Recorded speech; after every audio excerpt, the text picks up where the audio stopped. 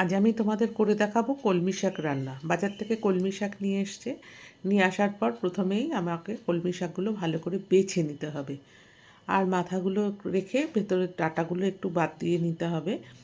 এবার আমি এইভাবে ধরে নিয়ে শাকগুলো কেটে নিচ্ছি। খুব নরম শাক, এইভাবে ধরে আস্তে আস্তে কেটে নিতে হবে। যে যতটাই ঝিরিঝিরি করে কাটতে পারবে, যেরকমই যে পারো, যদিও নরম শাক কড়াইতে দিলে একদম মিশে যায়। এই আমার শাক কাটা হয়ে গেছে। এবার শাক থেকে যেহেতু প্রচুর জল বেরোয়, ওই কারণে আমি শাকটাকে নুন দিয়ে ধুয়ে ঠুয়ে ভালো করে মাখিয়ে রেখেছি। মাখিয়ে রাখলে পর প্রচুর জল বেরিয়ে যায়।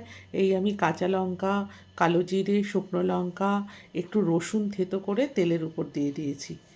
দিয়ে এবার আমি শাকটাকে দিয়ে দেবো ভাজা। এই যে শাকটা জল ঝরিয়ে নিয়েছি, তাও দেখবে বন্ধুরা তোমরা তাও কতটা জল বেরোবে। তো ওরকম জলটা বের করে দিলে পরে নুন দিয়ে, তাহলে গ্যাসটাও কম খরচ হয় এবং রান্নাটাও তাড়াতাড়ি হয়ে যায়। তো এই দেখো তবুও জল বেরিয়েছে, একটু সরিয়ে দিয়েছি, তাড়াতাড়ি হয়ে গেছে। এবার ফাইনালি হাতার পিঠটা দিয়ে যদি এইভাবে একটু শাকটা ম্যাশ করে দেওয়া যায়, তাহলে শাকটা আরও নরম হয়ে যায় এবং এক জায়গায় দলা হয়ে যায়। তো আর খুব নরম হয়ে যায়। দেখো হাতার পিঠটা দিয়ে ডলে দেওয়ার জন্য শাকটা কিন্তু একদম একটুখানি হয়ে গেল। তো একদম ইজি রান্না, আমার শাক রান্না রেডি হয়ে গেছে।